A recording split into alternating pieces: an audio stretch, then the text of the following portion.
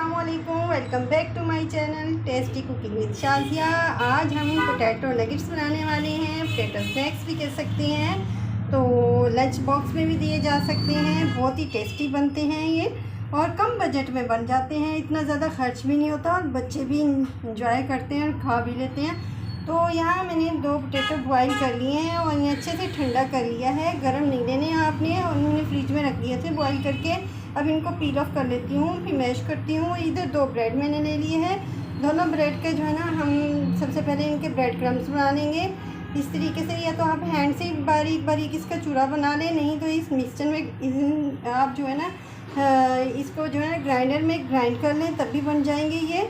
मैं तो इसे हैंड से ही बना लूँगी। इस तरीके से थोड़ा थोड़ा छोटा छोटा करके चूरा बना लेती हूँ। पहले इसको पील ऑफ कर लेती हूँ की मदद से हम इसको जो है ना मैश कर लेते हैं।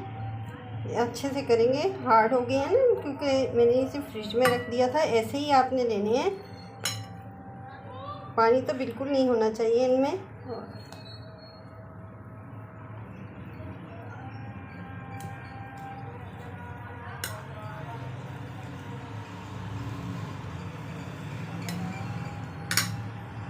अब इसमें हम मसाले ऐड करते हैं। ये मैंने रेड चिली पाउडर थोड़ा सा डाला है, 1/4 टीस्पून।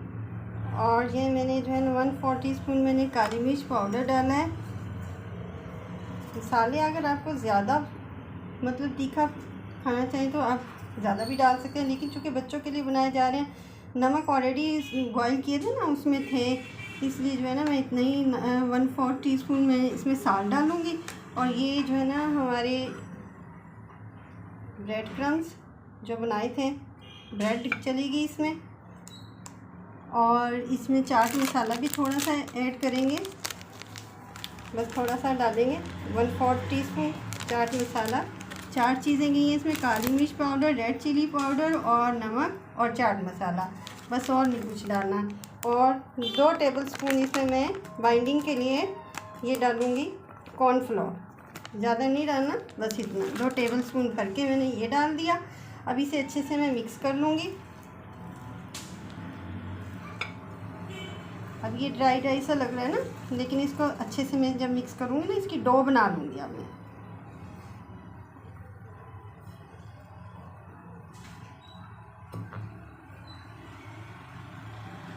देखिए अच्छे से मैंने जो है ना इसको मिक्स कर लिया सारे मसाले वगैरह। आप जो है ना हाथ पे थोड़ा सा ऑयल लगाएंगे और इस पर ऑयल लगा देंगे इस तरीके से। ये ऑयल लगा दिया हमने, इसको फिर अच्छे से हम एक दफ़ा करेंगे, ये सॉफ्ट भी हो जाएगा थोड़ा सा। और ये देखिए अच्छे से जो है ना इसकी डो बन जाएगी। देखिए डो का पहले एक रोल लंबा सा बना लिया था हमने, और फिर जो है ना ऊपर से मैंने इस तरीके से कर दिया इसको, और नीचे से जो है ना इस तरफ फ्लैट ही है। अब इसको हम कट कर लेते हैं, एक एक भी बना सकते हैं। अब इसको इस तरीके से, ज़्यादा मोटे नहीं, बस इस तरीके से कट करते जाएंगे और ये सेपरेट करते जाएंगे। ये हमारे नगेट्स तैयार हो जाएंगे। दफ़ा बना के हमने कट कर लिए हैं। अब ये दूसरी दफ़ा हमने फिर बाकी की जो डो बच गई थी उसका हमने इस तरीके से बना लिया, ऊपर से इस तरीके से कर लिया, नीचे से फ्लैट है। तो अब इसको भी कट कर लेते हैं इक्वली। ज़्यादा मोटे मोटे नहीं करेंगे हम, बस इतने इतने करते जाएंगे। और इनको सेपरेट करेंगे ना, जब अगर किसी की शेप थोड़ी सी ख़राब हो गई है तो इसको ऐसे कर लेंगे, वरना ये सही है शेप में। ऐसे इस तरह करके रखते जाएंगे हम सारे। तो आलू से हमने कितने सारे नगेट्स बना लिए। और सिर्फ यही नहीं है, एक प्लेट इधर भी है जो पहले बना के रखे हैं। अब इनको साइड पे करते हैं। और अब हम इधर जो है ना एक प्याली ली है मैंने, इसमें 4 स्पून मैंने जो है ना टेबल स्पून मैंने मैदा ले लिया है। और इसमें हम थोड़ा सा साल्ट डालेंगे ताकि हमारी कोटिंग जो है ना वो फीकी सी ना और टेस्टी सी बने। और थोड़ा सा इसमें जो है ना काली मिर्च पाउडर डाल दूँगी मैं। और अब इसमें वाटर ऐड कर देती हूँ और इसे जो है ना रनिंग में जो है ना वो बना लेते हैं, इसकी कोटिंग बना लेते हैं। देखें इस तरीके से रनिंग होनी चाहिए, ये हमारा मिक्सचर जो हमने बनाया है ना, ये देखें, ना ज़्यादा गाढ़ा है ना ज़्यादा पतला है, ठीक है। और ये ब्रेड क्रम्स हैं, ये मेरे होममेड ही हैं बने हुए।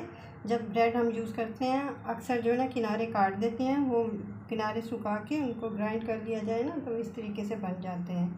तो वो ये घर के ही बने हुए हैं। अब हम क्या करें, एक नगेट्स उठाएंगे, इसमें डालेंगे इस तरीके से, और फिर यहाँ से उठाएंगे और फिर इसको इधर से उठा के इसमें डाल देंगे और इस पे इस तरीके से हम जो है ना कोटिंग कर देंगे इसकी ब्रेड क्रम्स की, ठीक है। ये होगी, ये तैयार हो गया हमारा इस तरीके से। ऐसे बाकी की भी सारी हम कर लेते हैं, करके फिर हम इन्हें फ्राई भी करते हैं। देखिए हमने कोटिंग कर ली है ब्रेड क्रम्स की और मैदे की, और अब जो है ना इनको फ्राई करते हैं।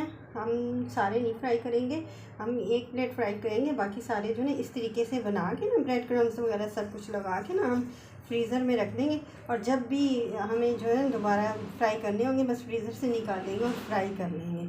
ये जो है ना फ्रीज़ भी हो सकते हैं। तो बच्चों के लिए लंच बॉक्स में हम छुट्टी वाले दिन भी बना सकते हैं। अगर कोई वर्किंग वूमन है वो छुट्टी वाले दिन भी काफ़ी सारे बना सकती है। चिकन के भी बनते हैं, पोटैटो के भी बनते हैं, किसी दिन वीडियो में चिकन के भी बनाएंगे। तो वो इस तरीके से बना के रख ले, या जब भी इवनिंग में चाय के साथ भी बना सकते हैं, बच्चों को दे सकते हैं बना के। तो बारिश में भी अच्छे लगते हैं, जैसे आजकल मौसम है, सावन का महीना है, तो फ्रिज में रखे हुए हो तो जल्दी से निकालें और जो ना 2 मिनट में फ्राई हो जाते हैं। पैन में मैंने डाल लिया था और इसे मैंने गर्म भी कर लिया है। अब जो है ना इसमें हम अपने नगेट्स पोटैटो जिससे जो हमने बनाए हैं वो डाल देते हैं। हमारे पोटैटो स्नैक्स है,